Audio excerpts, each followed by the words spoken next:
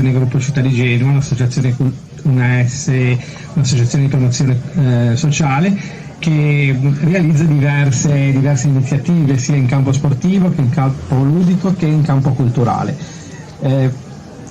Per questa occasione, diciamo così, abbiamo realizzato il nostro brand culturale rappresentato da Ivano Malcotti, il nostro direttore artistico, e Valeria Stagno, che hanno pensato di riuscire a riproporre, a reiterare la presentazione di questo progetto che va sotto l'egida generalizzata di teatro di cittadinanza, e cioè una modalità in cui poter mettere in scena delle realtà che vengono rappresentate dai cittadini, cioè persone che obiettivamente molte volte non hanno un background rappresentato da esperienze di sceneggiatura, di interpretazione e di presenza sul palco, che però con tanta buona volontà, tanta iniziativa e soprattutto l'entusiasmo che è necessario, la passione che è assolutamente necessaria in questo tipo di attività, vogliono rappresentare delle determinate tematiche che in questo caso sono molto attuali e che però rappresentano, diciamo così,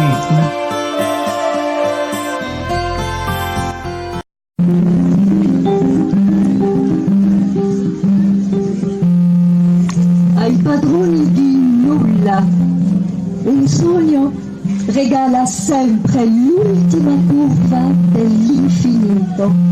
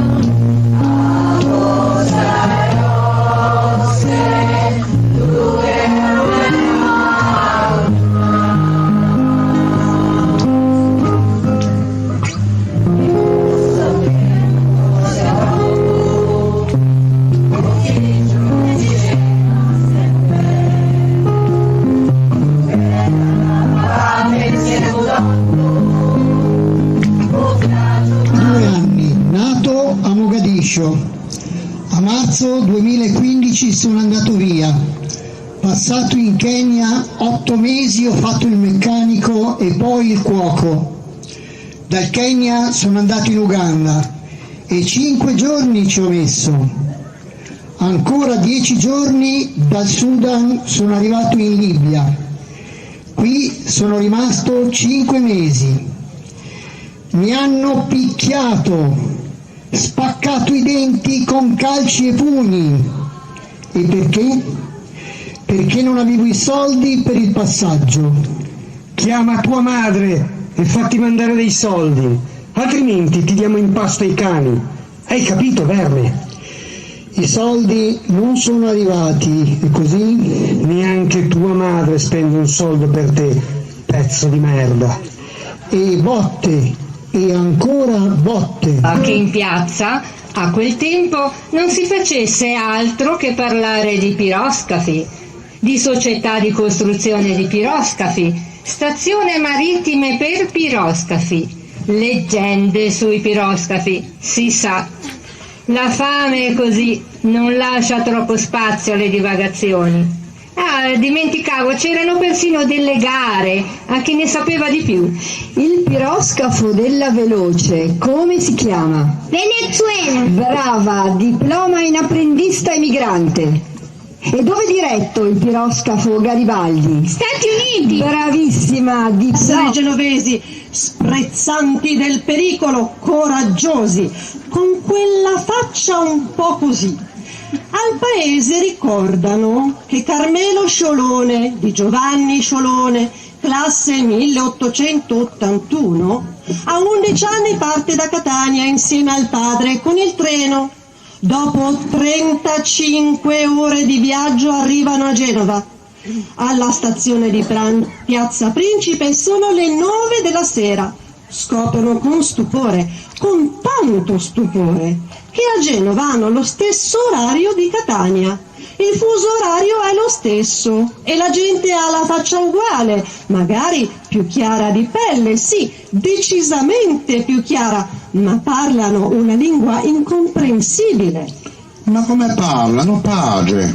Parlano il marittimo, una lingua strana. Minchia, com'è difficile. Emigrante, Carmelo sentirà tante volte questa parola. Nell'atrio della stazione ci sono bambini. Arrivo da Rio Maggiore, che sono delle 5 terre. Siete strani al nord, avete 5 posti e lo chiamate in una maniera sola. Noi abbiamo tanti nomi per un posto solo. Non te capisci? Allora, al mio paese se abiti in cima, diciamo, da udente educane, se abiti in basso, da scannato, se abiti più basso ancora, diciamo la terra dei morti, hai capito? E come fa il postino? Non viene. Come non viene? Nessuno sa leggere al paese mio, che ci viene a fare?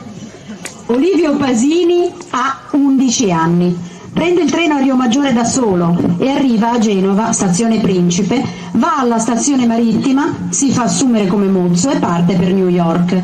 Sbarca e riesce a scappare aiutato da suo padre e suo fratello che erano già emigrati. Va ad abitare con loro a Brooklyn e diventa così. Cerca di scappare, ma 2 poliziotti lo bloccano. Vi prego, lasciatemi stare, sono tanti anni che sono qui, ho un lavoro, non faccio niente di male. Capo, è italiano come lei, cosa dobbiamo fare? Un clandestino non è italiano, è sclandestino e basta, rimpatrio subito. Olivio torna a Rio Maggiore. Donna molto curiosa, prima di partire per Genova e imbarcarsi per Buenos Aires, vuole informarsi circa gli usi e i costumi degli abitanti del capoluogo ligure e va a parlare con il parroco.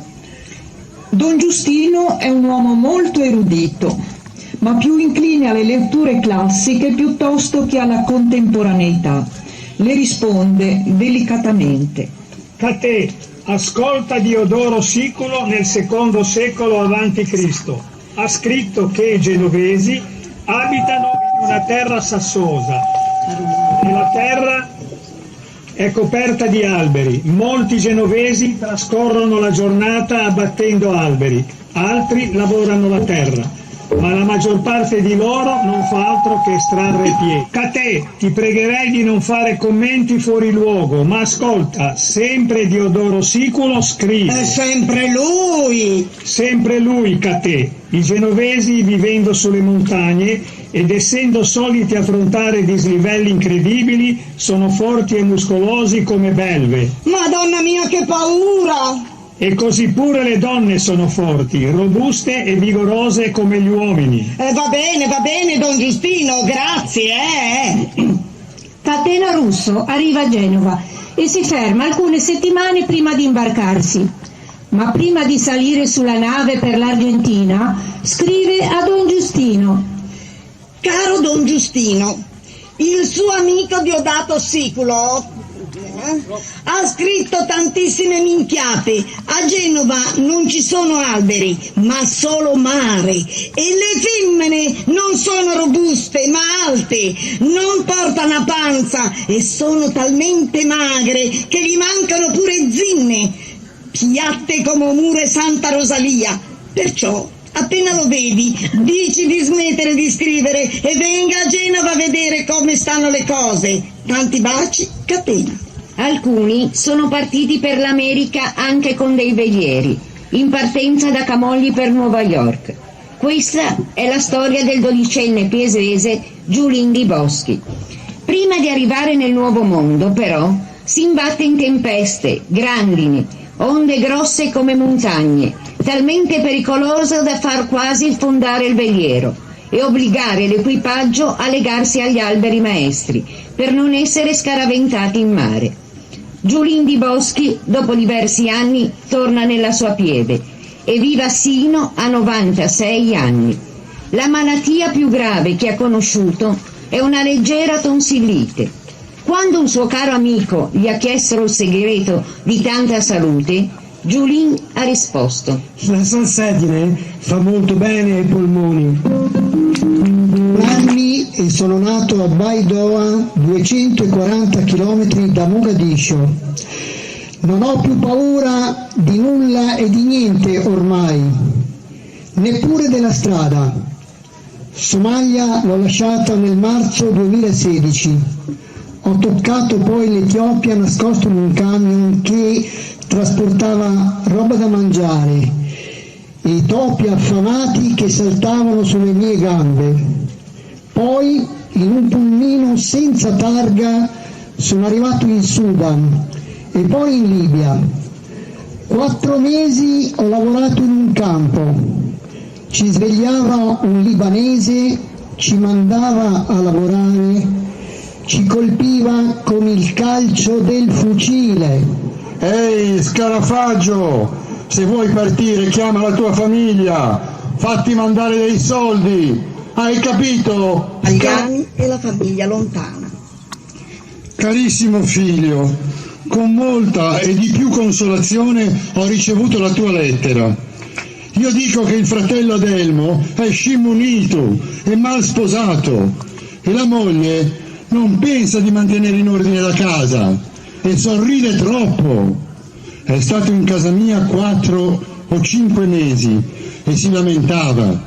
Beveva molto, sono molto preoccupato, è andato a lavorare fuori Nuova York e la moglie non si è arrabbiata molto come una donna deve essere quando il marito parte per lavorare e non si veste di nero, si veste colorata e sorride troppo.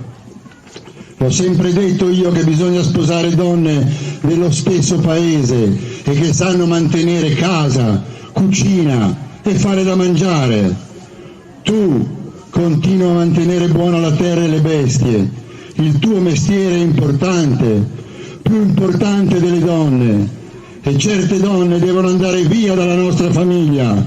Se ti muore una vacca è morto il pane, ma se ti sposi una donna di quelle che ridono c'è l'inferno. Chiamata bonariamente, molto bonariamente, osteria.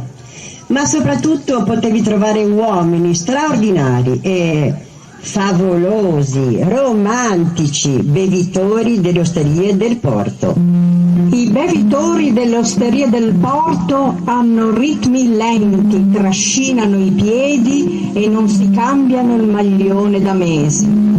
I bevitori delle osterie del porto hanno dita di tabacco, fianchi di vita e biancamaro e sempre una carogna a basso costo che gira di quarto in quartino e dentro un caffè con sambuca.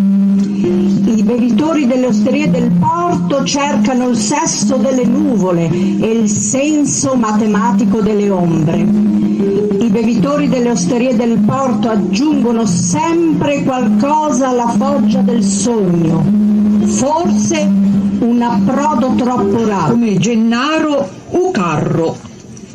Pare che il suo passaggio non portasse molto bene e faceva sempre coppia con Antonio Bara, uomo di pochissime parole. Poi c'erano i 3 fratelli anarchici Rivo, Luzio e Nario e il boss di Secondigliano Totonno, detto San Pietro, per quella sua facilità a spedirti all'altro mondo senza alcun rimorso. Il genovese Giampi era chiamato la Pinguina, forse per quella sospettosa attenzione verso quelli del proprio sesso. E per finire Rosario, detto Zappa Corta, non per la poca inclinazione al lavoro, ma pare per il possesso di gioielli di famiglia piuttosto inconsistenti. E le varie mafie si accaniscono sugli esseri umani, poveri, miserabili, disperati, pronti a tutto pur di approdare nel ricco occidente, pronti a pagare fino a 5.000 euro per avere un posto su una carretta del mare. Vivono per anni come schiavi, per raccogliere i soldi che servono unicamente a tentare il viaggio disperato, e poi come schiavi si imbarcano. La mafia siciliana, la mafia tunisina e la mafia egiziana si accordano, ed ecco che partono le carrette. Gli esattori sono famigerati assassini. Nessuno si è mai preoccupato per me. Un cane da combattimento non si chiede mai il perché. Qualcuno ha deciso per lui. Ti azzanna la gola e basta. Non si preoccupa della carne di un suo simile, perché chi azzanna per primo vive almeno... Una Scalise, nata a Crotone, razzista involontaria o a sua insaputa, come si direbbe oggi, un giorno diede da disegnare ai suoi studenti la bandiera italiana. Poi con dei chiodini le fece attaccare tutte su di una cartina geografica d'Italia, ben posizionate sulla Calabria. Nel corso dell'anno più lo scolaro era bravo, più saliva al nord. Se era diligente arrivava a Firenze, se era bravo a Torino e se era un genio saliva niente poco di meno che a Milano. Perché, secondo la maestra Battistina Scalise, un genio non poteva altro che migrare a Milano, mentre il più ciuccio doveva rimanere tristemente in Calabria. Peppe, il bambino più testone che la storia patria abbia conosciuto, non ha fatto molta strada. La bandierina non si è spostata di un solo millimetro dalla Calabria. Incollata all'inizio dell'anno a Vibo Valentia, c'è rimasta tutto l'anno. All'ultimo giorno di giugno, la maestra disperata lo ha chiamato da parte e a bruciapelo: Peppe, vieni qua, razza di un testone, guarda un po' la cartina geografica. I tuoi compagni sono a Firenze, Torino, Milano. Tu invece sei ancora fermo a Vibo Valentia. Cos'hai da dire in tua difesa? Maestra, che me ne fotte a mia di andare a Firenze, Torino, Milano? Siamo a giugno e in quelle città non c'è mare. Vicino a Vibo Valentia c'è Tropea. Sarò pure testone, ma mica fesso. Storia. Antonio Prato parte nel 1879. È sdegnato della sua terra. Beh, per la verità non è il solo. Giuseppe Garibaldi nello stesso anno lascia anche lui sdegnato la vita politica, indignato dalla corruzione, deluso dalla litigiosità e dalla debolezza dei governi. 21 in 20 anni. Tutt'altra Italia io sognavo nella mia vita, non questa miserabile Italia, dove all'interno ci sono libertà calpestate, leggi inosservate e un paese umiliato anche all'estero. Caro Garibaldi, la tua frase è ancora valida oggi, 2019. Non è cambiato niente. L'Italia è sempre la stessa. Antonio deve arrivare fino al nord della Francia. Parte da Genova con il treno, raggiunge Modane e poi il porto di Le Havre e lì si imbarca per l'America. Tanti italiani si imbarcano a Le Havre, come Turiddu. Mia madre, prima di partire, si è raccomandata. Senti Turiddu, ascolta bene. Tuo padre non sta buono, è malato, molto malato, ma vuole partire lo stesso. Vuole portarti in America, però tu me lo devi promettere, devi stargli vicino, hai capito? Sì, madre. E se non ce la fa, tu mi devi giurare sulla Madonna di Santa Spina che gli darai un bacio sulla fronte da parte mia e te lo porterai nel cuore per sempre. E quando arriverai in America guarderai il sole anche per lui e devi diventare ricco anche per lui. Papà ce la farà, papà ce la farà. Giuralo. Lo giuro, madre. Mio padre è morto 3 ore prima di sbarcare a New York. Appena sceso dalla nave ero disperato, non sapevo dove andare. Dopo pochi minuti sono stato preso per un braccio da un poliziotto americano. Mi ha chiesto i documenti, ha visto che avevo meno di 16 anni e non ero accompagnato. Non potevo stare in America, così mi hanno rimandato indietro e così sono ritornato al paese.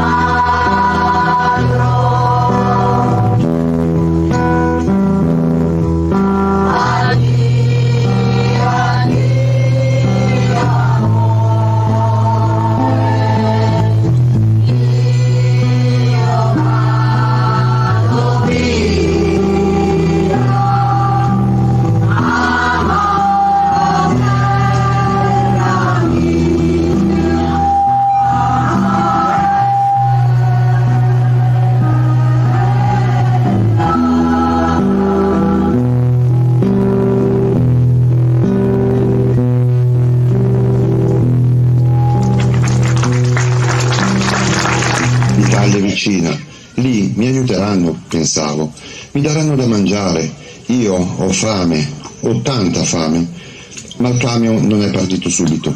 12 ore si è fermato nel piazzale sotto il sole, poi lo hanno chiuso forte col piombo e l'hanno messo sulla nave. Il vagone è pieno di grandi scatole, 4 mani per 3, tutti pieni di sacche da siringhe, un muro di scatole, una fila dopo l'altra, fino al tetto, e io in fondo. Ho 30 centimetri di spazio e ho paura, tanta paura. Quando sono sbarcato a Genova, il camion è stato attaccato ad un altro camion. Io ho sete, non ho più acqua da tante ore. Finalmente sono arrivato a Novi Ligure, ma il carico è lasciato una notte intera in una piazza. Da fuori non si vede nulla. Provo a urlare, ma non ho le forze. Inizio a battere le mani contro le lamiere, ma sono troppo debole. Mi sento svenire, o forse morire. Quando un camionista passava a piedi, io urlo, batto contro le lamiere, e lui sente e fa aprire la porta. Finalmente, dopo 2 giorni e 2 notti, più o meno 40 ore, senza mangiare, senza luce e aria, non respiro, scendo e sbatto a terra sfinito. Come sei finito su questo camion? Non lo so, ho fame. Da dove sei partito? Da Tunisi. Quanti anni hai? 17. Articolo 10 della Costituzione della Repubblica Italiana. Lo straniero, al quale sia impedito nel suo paese l'effettivo esercizio delle libertà democratiche garantite dalla Costituzione italiana, ha diritto d'asilo nel territorio della Repubblica. Poi entro la cassa. Attia. Cetti, ma quante scarpe hai consumato per servire tuo marito? Madonna mia, che brutta vita hai fatto, Cetti. Sempre meglio aver consumato scarpe per mio marito che aver consumato lenzuola per i tuoi clienti. Madonna mia, che brutta vita che hai fatto, Maria. Cetti, sto male. Cetti, sto male. Ma insomma, hai capito che sto male? E non dici niente? Sorda sono.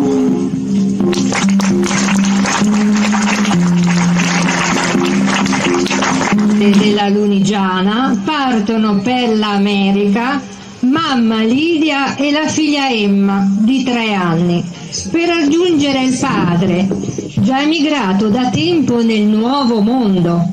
Nel viaggio Lidia impara alcune parole in inglese e a contare fino a 10, ma si ammala anche di vaiolo e rischia seriamente la vita. Ma Dio, come dice lei, l'aiuta. Giungono a New York, ma al momento dello sbarco Lidia si accorge di aver smarrito l'indirizzo dove raggiungere il marito. Scendono dalla nave. Lidia è disperata, sa appena leggere e scrivere in italiano e si trova in un altro mondo con una bimba di 3 anni che continua a piangere dalla fame. Lidia è stremata, si siede per terra, continua a pregare. Ti prego, Signore, aiutami, ti prego. Passano le ore. Lidia lentamente si sta rassegnando. Quando, ad un tratto, sente parlare delle persone in un dialetto a lei familiare. Il genovese. Sì, il genovese, perché lei da ragazza aveva lavorato a Genova. Signori, vi prego, aiutatemi, ho perso l'indirizzo di mio marito. Belin, è un bello problema. Questa città non è piccina, ma almeno tu sei dovuto travaggia. No, ma con il vostro aiuto ce la faremo. Agitemi per piacere. Figlia ca, più che un aiuto che è un miracolo. È bene dirlo subito a scanso di equivoci. Non c'è stato un miracolo, ma grazie a tante conoscenze, dopo alcune settimane, il marito di Lidia è stato ritrovato. Così la piccola Emma ha potuto riabbracciare il suo papà e per alcuni anni hanno vissuto a New York. Posta ad una visita medica approfondita, discriminatoria, piena di pregiudizi, un volto particolare, insufficienza mentale, una bella X e via al mental room a rispondere al test. È mattina o pomeriggio? Il mio collega è donna o uomo? Quante zampe ha l'asino? Disegna un cerchio. Se il test è negativo, espulsione e ritorno immediato al paese di origine. Antonio arriva finalmente a New York, si inserisce subito nella comunità genovese, anzi viene aiutato con grande solidarietà dai compaesani ad ambientarsi e a trovare un lavoro. Saliva ai monti la sera torrida, insieme al nostro sudore, trascinati come bestie da soma sfiancate. A casa sorsavo vino e fatica prima di dormire, e un pezzo di pane mi ricordava di essere vivo. Mia carissima Carmela, da molto tempo cerco di scriverti, per farti sapere il mio buono stato di salute, e allo stesso tempo lo spero per te. Ti ho scritto altre 5 lettere 8 mesi fa e non ho avuto nessuna risposta. Ora cerco di scriverti in americano perché ho un amico che scrive l'americano. Lo so che non lo capisci, ma lo devi far sapere a tutti che qui in America si impara presto a fare tutto. Non vedo l'ora di tornare per portarti a mangiare in tutti i posti del paese con il vestito nuovo. Carmela, ti voglio ancora ringraziarti per il tuo regalo che hai fatto per me nell'inviarmi il pacco dove ho trovato 2 paia di scarpe, 3 paia di calzini, indumenti e altre cose. Come mi hai detto nella lettera che mi spediresti qualcosa d'altro, se puoi mandarmi qualcosa, ho bisogno di un paio di pantaloni, e anche se stiamo diventando ricchi, i pantaloni italiani sono più belli, e ancora delle scarpe, anche quelle sono più belle. In America le fanno strette e fanno male ai piedi. Ciao Carmela e tante grazie. È un miscuglio di disprezzo e ostilità, soprattutto per neri e italiani, visti come popolo del sud, mediterraneo, innetto, inaffidabile. Sono pregiudizi coltivati non solo nei bassifondi, ma nell'elite economica e intellettuali. Nel 1891 a New Orleans questo clima di odio provoca un evento drammatico. 9 siciliani vengono massacrati perché ritenuti a torto colpevoli dell'uccisione del capo della polizia. Forse ci prendevano a pugni per smascherare i nostri silenzi pieni di dignità e tristezza. Forse ci calpestavano perché parlavamo solo una lingua diversa. Eravamo italiani, ma ci sentivamo tanto negri. In quello stesso anno, 1891, nasceva a Torre Maggiore, in provincia di Foggia, il 22 aprile, Nicola Sacco. Come tanti emigranti, Nicola Sacco arriva negli Stati Uniti nel 1909. Non ha neppure 18 anni.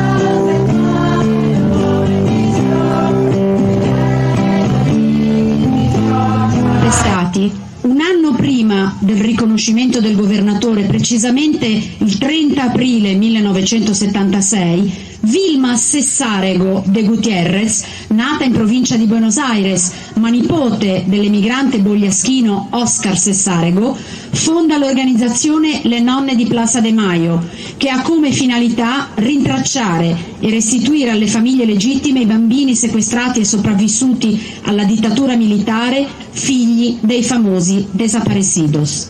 Ho sposato il mio grande amore a Buenos Aires. Abbiamo avuto 3 figli. Il maggiore, Oscar, laureato in sociologia, si è sposato con una giovane idealista di nome Liliana, dal carattere forte e dal cuore grande, e ambedue oppositori del regime. Mia nuora è rimasta incinta e una notte sono stati sequestrati dalla polizia di regime e sono scomparsi per sempre. 2 dei tanti sventurati desaparecidos, mia nuora l'hanno portata in una prigione, fatta partorire e la mia nipotina è stata data in adozione ad una famiglia.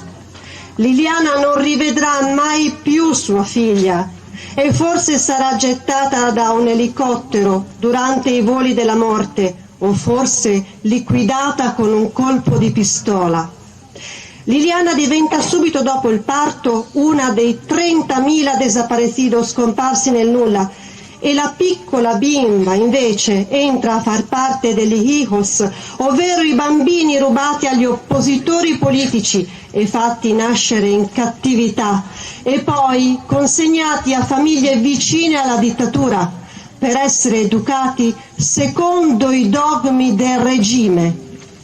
Don't cry Argentina, sui tuoi aerei pieni di urla sopra corpi scaraventati in mare dal cielo con i tuoi scarponi militari. Don't cry Argentina, con la Coppa del Mondo innalzata dai sorrisi assassini dei tuoi Videla. Don't cry Argentina, sullo sguardo delle madri intorno a Plaza de Mayo, con gli occhi di corpi straziati, le unghie e la lingua recise della libertà. Don't cry Argentina, sulla notte omicida della tua storia. Tanti sono morti per asfissia perché erano nella parte più bassa dell'imbarcazione. Ho visto morire il mio amico che stava dormendo vicino al motore. Avevamo mangiato insieme, ci eravamo abbracciati, avevamo lo stesso sogno: scendere dalla barca e gridare: siamo in Italia, siamo vivi. Lui l'Italia non la vedrà mai. Dio me lo deve spiegare perché meritiamo tutto questo. Io sono Damian. Sul barcone ho visto violentare mia moglie dai nostri aguzzini. Non ho fatto in tempo ad alzarmi per difenderla che mi sono trovato un coltello alla gola. Hanno afferrato mio figlio di 3 anni e lo hanno lanciato in mare. Ho visto divorare dalle onde quel corpicino che urlava, che urlava, che urlava. Tanti compagni giravano la testa per non vedere, come se quelle atrocità non appartenessero anche a loro. Dopo tutte le sevizie, mia moglie è stata buttata a terra come un sacco. Lavoro in Italia come bracciante, raccolgo pomodori. Lavoro 12 ore al giorno. Ho affittato una capanna di lamiera a 250 euro al mese per dormire e non c'è acqua. Vabbè, sono braccianti, ma quanto moralismo. Poi, se guardiamo bene, stanno al sole, all'aria aperta, si possono abbronzare, mangiano pomodori freschi. Non facciamo sempre del buonismo inutile. Ancora grazie che ci sia lavoro. Se non gli va bene, che se ne tornino a casa loro. Informa la sua fidanzata Teresa. Le chiede di raggiungerlo, ma soprattutto le chiede la cosa più bella. Le chiede di sposarlo in America. Teresa Raffo, anche lei è di me, parte senza pensarci, ha solo 18 anni e vuole raggiungere il suo Antonio. Si imbarca a Le Havre nell'aprile del 1882 e arriva a New York con la nave Amérique. Un lungo viaggio verso una nuova vita e finalmente vicina al suo futuro sposo, vicina al suo grande sogno. Di lì a poco un filo di sirena avrebbe cancellato l'ultimo singhiozzo della mia terra, portandosi via ginocchia sbucciate, qualche salto alla corda. Di lì a poco quel filo di sirena avrebbe cancellato l'ultimo singhiozzo di un mondo che ormai avevo perduto. Teresa desidera sposarsi, una scelta dettata dal cuore. Ai nostri giorni si parla ancora di matrimoni combinati e di donne che incontrano il marito solo la prima notte di nozze. 9 settembre 2013. Nello Yemen, la piccola Rawa, 8 anni, è stata venduta dal patrigno per poco più di 2.000 euro ad un quarantenne. Rawa è morta nella stanza di un albergo la prima notte delle cosiddette nozze per emorragia interna. Nada, 11 anni, è riuscita a fuggire. Ha denunciato la sua famiglia che la voleva costringere a un matrimonio deciso dai genitori. Piuttosto che dire sì al matrimonio combinato, morirei. Molte bambine avevano deciso di gettarsi in mare e ora sono morte.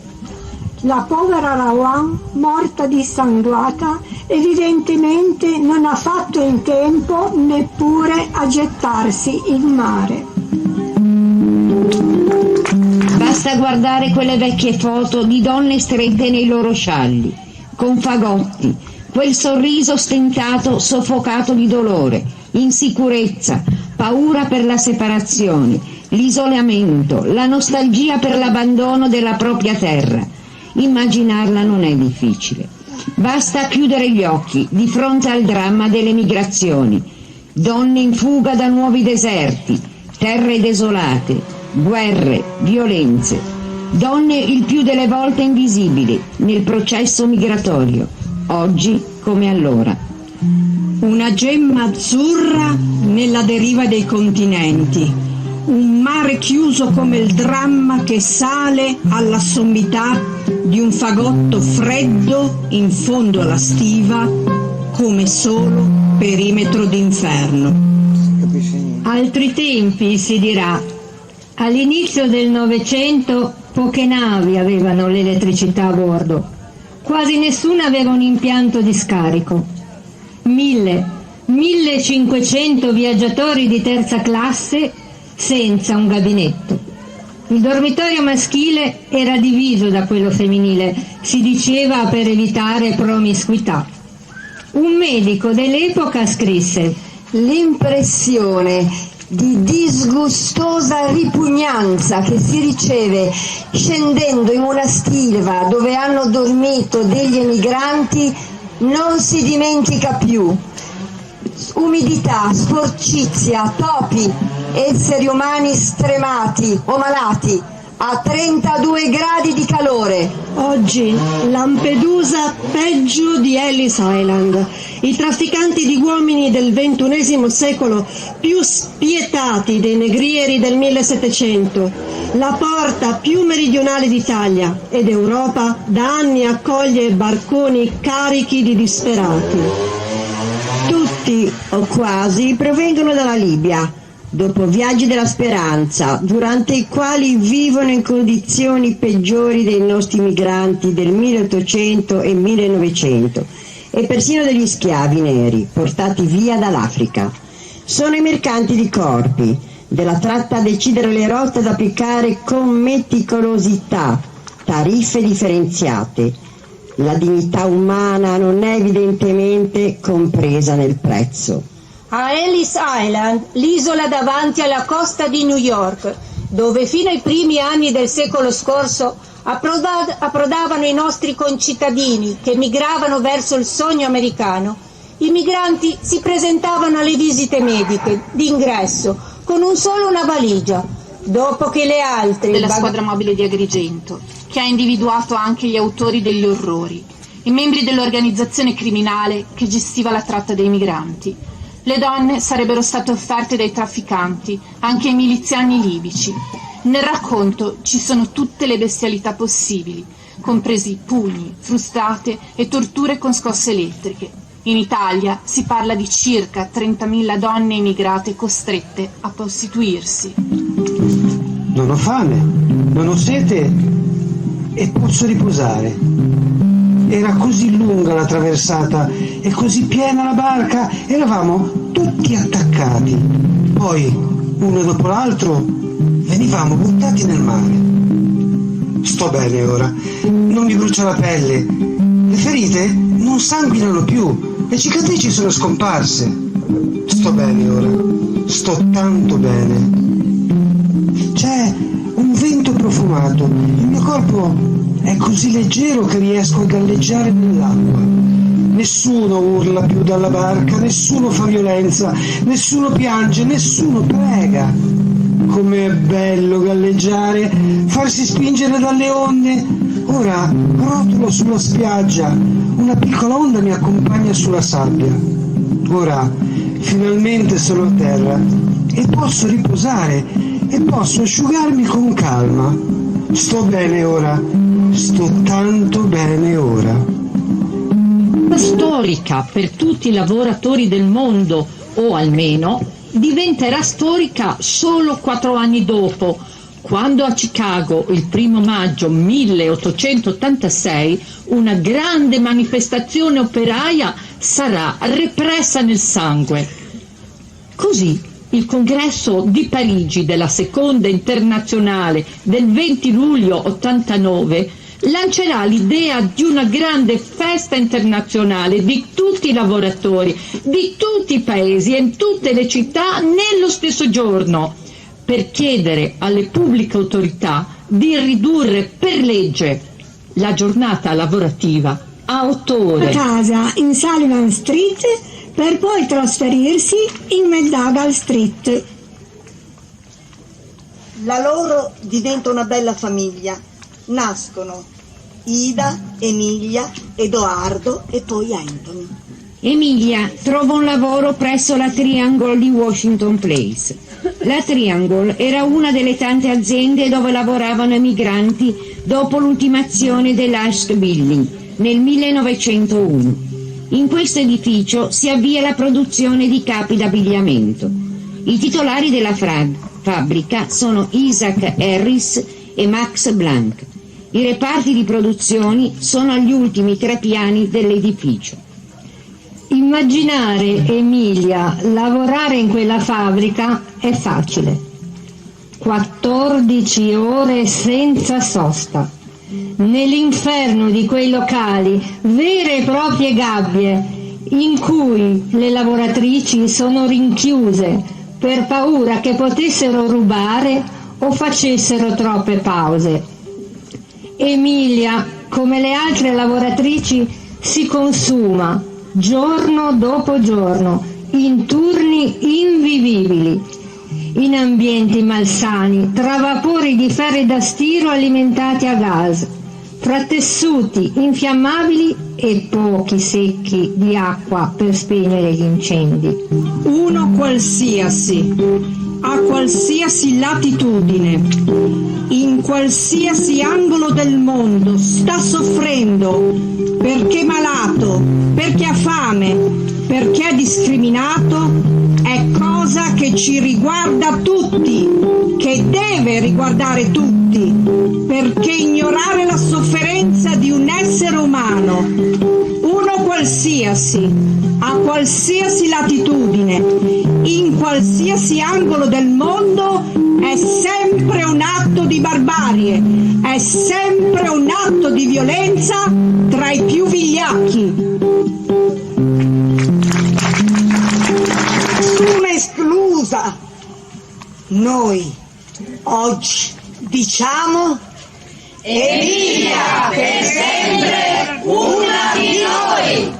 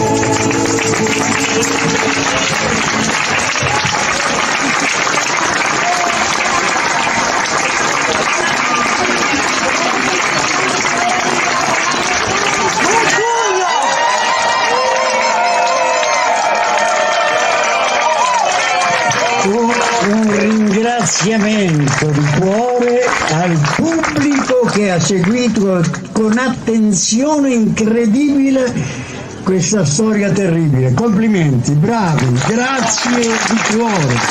Grazie. Ma i ringraziamenti non sono finiti, perché ora ve li presentiamo tutti, giuro. E qua ci vuole un'ora e mezza, esatto, state comodi.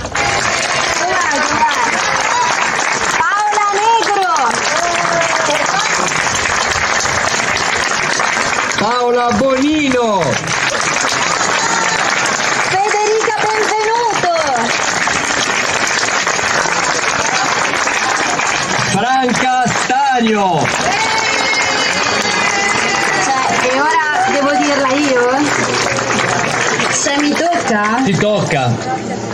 E vabbè, farò uno sforzo, ragazzi. Delia Stagno.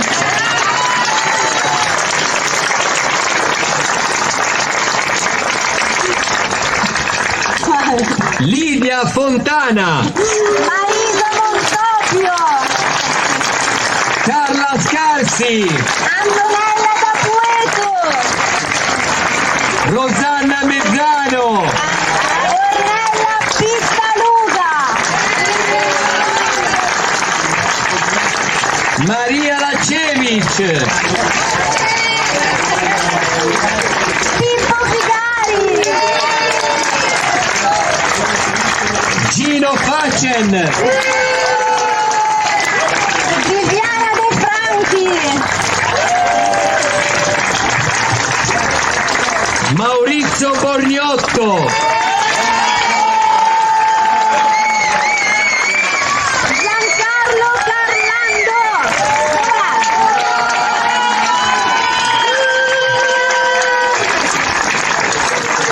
Oscar Frizzi.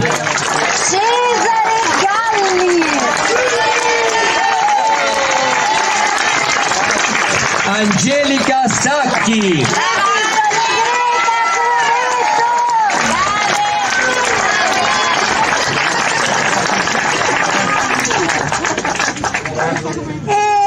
Dunque io passerei al gruppo. Abbiamo un coro, mi sembra. Direi di Tra no. l'altro mi sembra che sia diretto. Greta Crovetto non mi ha sentito. No, devi confermare. Allora, qualora ci fosse il coro, qualora Angela Sant'Agostino. Anna Passaracqua. Cristina Ivaldi. Laura Sezzi. Manuela Provera. Monica Colombo. Cinzia Criscione. Però la direzione del coro Sì? ce l'avevamo. Ditemi, flagellatemi, basta. Qualcuno vuole dire qualcosa? Ne approfitti tu? Vuoi dire che io sto zitta? Ma manco se mi tocchi a bocca. Grazie Valeria. A me? Ancora? Ma poi ci prendo il vizio! Posso prendere la residenza? Torniamo in via Chiostà, ci facciamo un pensiero. Grazie!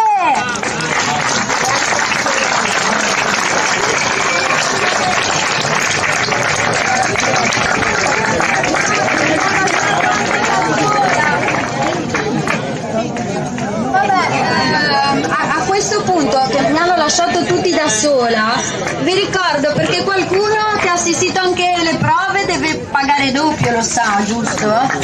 Perché là abbiamo questa cassetta magica, anche lei, con la quale autofinanziamo anche il progetto del teatro di letto, e qui con noi in sala, ad esempio c'è una certa Flavia Barbacetto, che con me ha fatto una cosa meravigliosa con il teatro di letto.